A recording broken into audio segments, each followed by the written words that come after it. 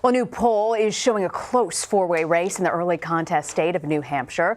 According to the new Boston Globe and Suffolk University poll, Senator Bernie Sanders is leading the field, but not by much. Senator Elizabeth Warren is also just 2 points behind. She's followed by Mayor Pete Buttigieg and former Vice President Joe Biden. The polling also found 21% of voters were undecided, leaving a great deal of room for change in this very close race. I want to bring in James Pindell. He's a political reporter for the Boston Globe, and he joins me now. So, James, when you look at the state of the race in New Hampshire, what's the big takeaway?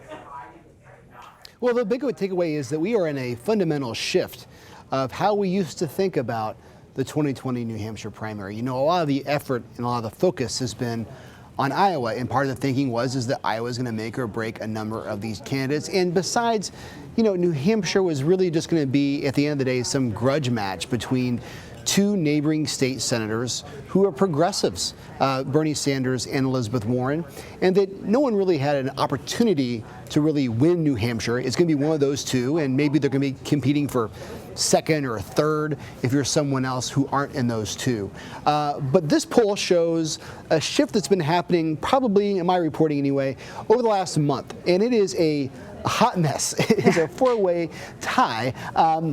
As you can tell, it's not just that you can talk about Bernie Sanders winning or being in the lead, but he's only got 16%, and the others in the top four are within the margin of error. So 16%. Those as undecided, as you just said, were at 21%. And when you dive deeper into this poll, we asked folks who were they liking or who were they leaning to support. 53% of New Hampshire likely Democrats in this primary have not fully made up their mind. So there's no front runner. There's a bunch of people at the top, and there's a bunch of voters trying to figure out what to make of it all. You know, that's a pretty significant number, 53% still not sure. Bernie Sanders won the primary in 2016. So if you're looking at Bernie versus Elizabeth Warren at this point, is there one that you think folks on the ground might break away from and decide to ultimately support? You know, I think, look, there's two different ways of looking at this race. I'm not sure exactly how to judge who's winning between the two of them. Bernie Sanders, of course, relies on a lot of younger and a lot of non-traditional voters to turn out. Elizabeth Warren is much more of a traditional Democrat. My gut is that Iowa, which one does better in Iowa, is going to signal how they do in New Hampshire, particularly in the case of both Warren and Sanders, in terms of like who's going to bring out more of those younger voters or the less frequent voters. But right now they are tied in pretty much every category, but for completely different reasons. James, you know what else was fascinating to me was the surge of Buttigieg when you compare him, match him up against Biden. It's not just young voters that are interested in him. One voter actually said in your article that she switched from supporting from Biden to Buttigieg because Biden, quote, just hasn't had his stuff together.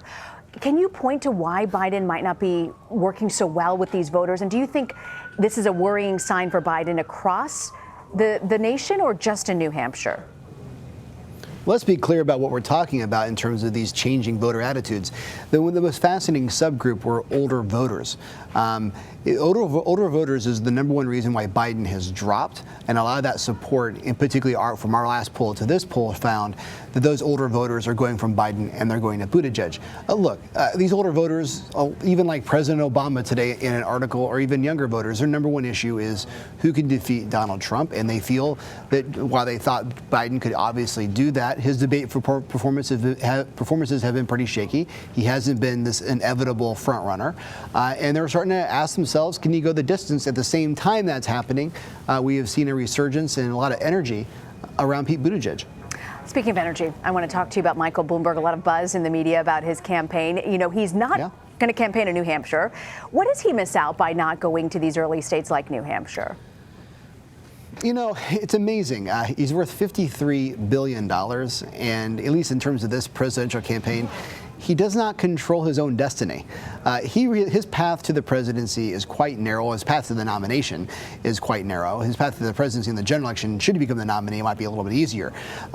He's relying on a crazy mess that's going to happen after the first four states, that there is not an obvious person, or that obvious person, in the minds of moderates anyway, will be too liberal to defeat Trump. So I don't know what that means if Joe Biden emerges as a strong candidate, or Pete Buttigieg or a different moderate, Amy Klobuchar emerges. I don't know where that leaves Biden. I mean, leaves Bloomberg. At the same time, it's probably a smaller chance, but there's not an insignificant chance that we may have the same winner who wins Iowa and then comes along to win New Hampshire. That's obviously true if it's someone like Sanders or Warren.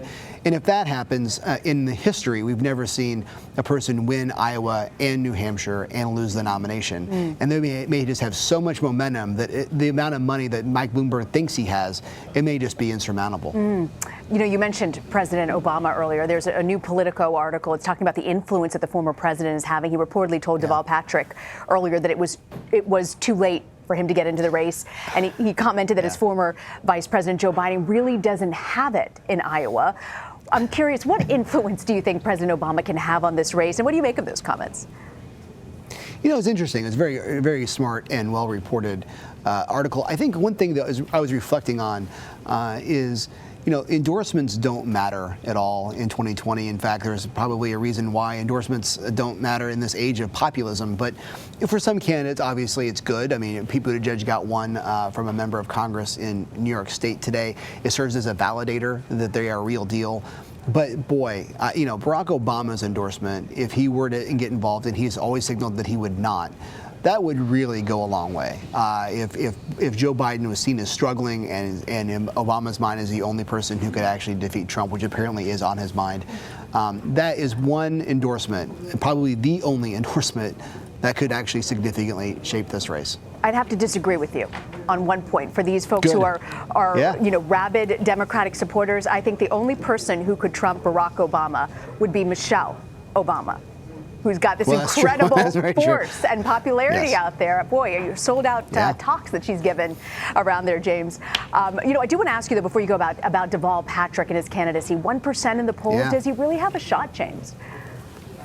I don't know. I mean, we asked a different question in this poll of, is he in simply too late that you won't even consider him? And 50% of voters said, yeah, he may be great. He's just so late, I'm not even considering him. You know, while there's a lot of volatility on who these folks may or may not pick, when you talk to voters on the ground, they've got like 3 or 4 people ruminating in their brain, and they're not looking to add another candidate. They may be undecided up here, but they're not looking to add to all the drama. Yeah. James Pindell, always grateful to have you on. James, thanks for joining us. Thank you.